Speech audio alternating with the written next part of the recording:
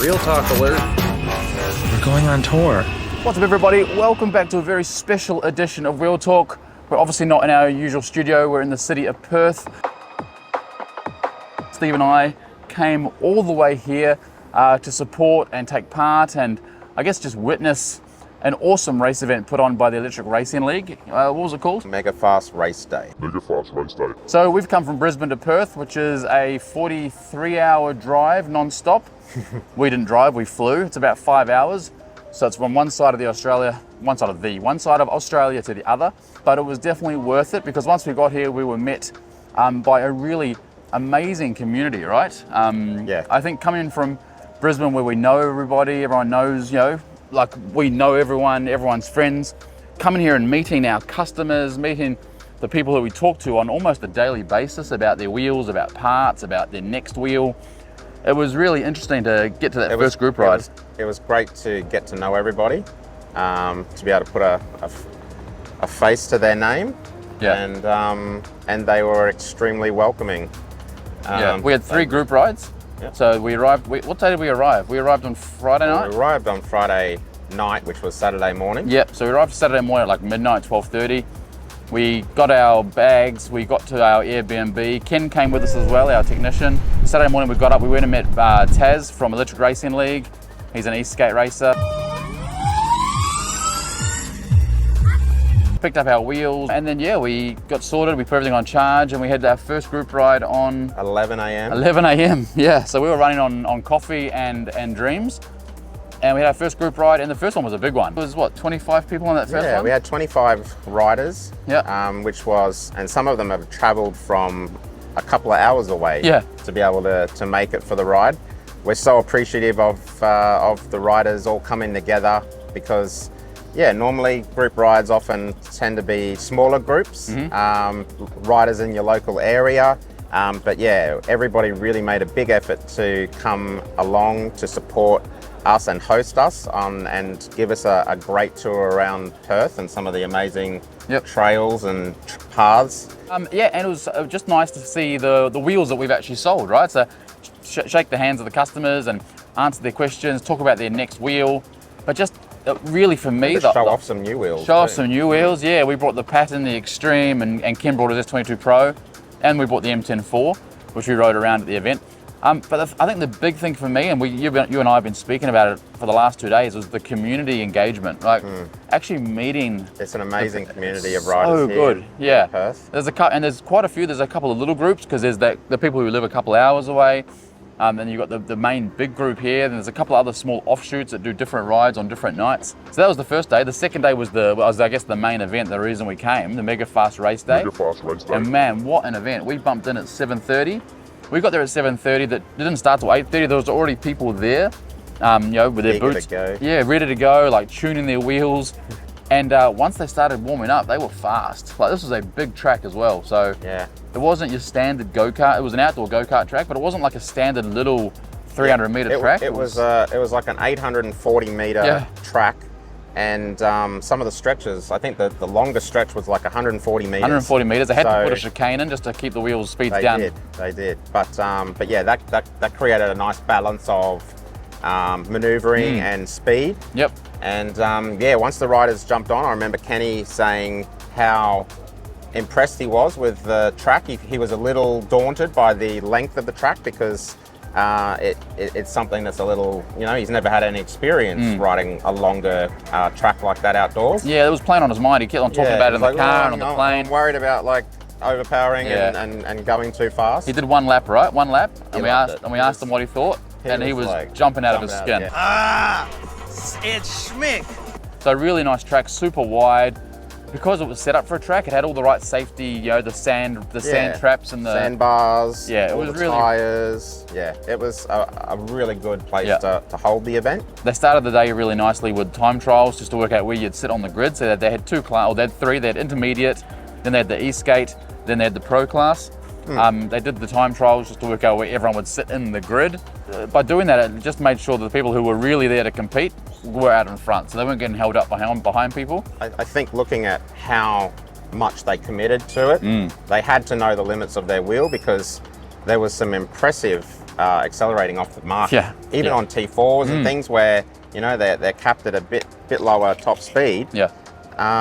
Yeah, there was some very impressive riding skills on the day. Yeah, I was hearing a lot. I was blown away. I was hearing a lot of beeps, which was freaking me out.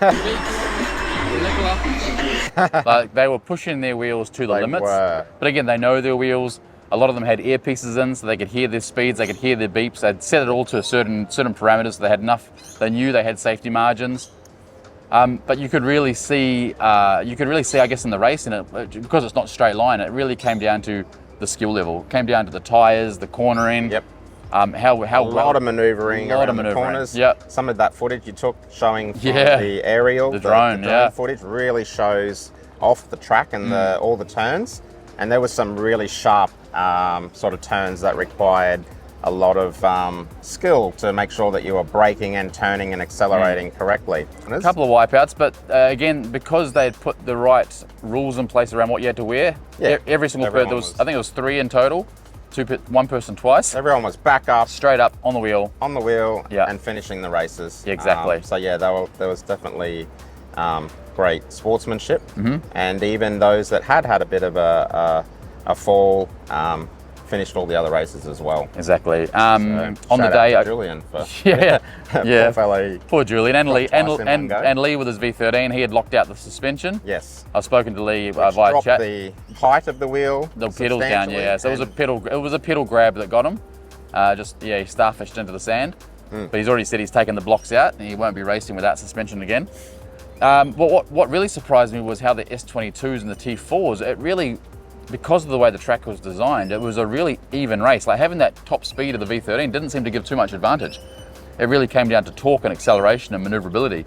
Yeah, there was definitely some zooming of the V13s along a couple of the straights, but overall that was balanced out by the more nimble wheels that were able to accelerate and go through the corners a little quicker. And the Eastgate did really well as well. So we had, I think first place was Jeff, second place was Taz, and third place was Andreas. I can't. Andreas. All obviously DIYs. Taz start was incredible. Like his off the line start, but his board is 4-wheel drive. So you'd expect if he can hold on with those motors and that setup he's got, you'd expect it to have the launch. But Jeff just in the handling. I was watching him do the corners. He's a pro rider. Yeah, he is I really hope he can make it to Eastgate Con in Vegas next year, because I think he'll really enjoy the experience. So the Rafe guys were there and they were really hitting the speed down the home straight. Yep, some of the fastest. 80 and 90k an hour down the straight. So I guess, what else have we done? We've done that. The day finished, they did the awards. We had another group ride. And this one was the one where we ended up at the brewery, right? That was the halfway point where that one got cold towards the end of the night. Remember the wind? It was very chilly. Yeah, but a really fun path. Like Perth is spoilt for tracks. Yeah. Like these all the way along the water and everywhere else that you can bumps, think of. jumps. Yeah, it was amazing. Yeah. Again, We had a lot of fun big with it. turnout, a lot of fun. And Chris Spencer organised these routes and 3 group rides for us, so we were spoiled. Yeah, and I sorry to cut you off. I have to give a public apology to Chris. I did some live streaming Commentating on the race day on Instagram, and every single time the pro class came past, I knew who was in first. I was like, "There's Lucas, there's Ken, and there's the guy on the V13." I knew it was. I had a mind blank. So Chris, I apologize. I know your girlfriend watches all these videos, so I apologize for not remembering your name. I won't forget it ever again. And it was really fun. We really appreciate the organising and the time invested, because they weren't just short rides. No, they were like 40k. They were very 40-50k rides, showing us all different areas of Perth. And exactly. We're very appreciative of Chris's time invested to welcome us and to really show us around while we're here. What else? We had that group ride on the Sunday. Oh, yeah, we went to another one ride on the Monday. Sorry, I forgot that one. So we had another one last night, we got joined by different people on the Monday night. Exactly. As well. That was really nice. So some of the boys from a couple of hours away from Perth. All came up together for the race day, and they came along on the Monday ride as well. So that was great. Exactly. So that was the weekend. So we go home today. So we're on a 4 o'clock flight. So we get back into Brisbane at midnight. And then I guess it's back to business as usual, but also, I guess, decompressing and looking at everything that happened this weekend and taking what we learned and maybe, I guess we can talk about this. We really want to work with the ERL team to bring a similar structure to Queensland, right? We want to find a location. We want to really inspire and grow this movement. Help facilitate the growth. Exactly. Points of contact and awareness in the various communities of riders around Australia, because there is the potential to have ERL representatives expand out into the various states so that they can help to host events and use ERL's insurance that they've set up to be able to do that. But we really want to see that grow. After spending time with the team and seeing how successful and just seeing the community joy at the event, there wasn't just races there. There was their families were there, their friends were there cheering them on. There were people in the grandstand over the side watching. Yeah, there'll be plenty of footage. Lots of footage coming out on Instagram for us to share the experience of being there. Yep. Other than just that small little clip that we had, sort of going live from the track. We have a lot of footage to work with. We've already got 2 YouTube videos and up. we have also got a YouTube video up last night that shows some great footage, aerial and little snippets. We'll put the link below this race. video. We'll put all the links from this weekend in this video description so you can click on them. And yeah, I think that's all we need to say about that.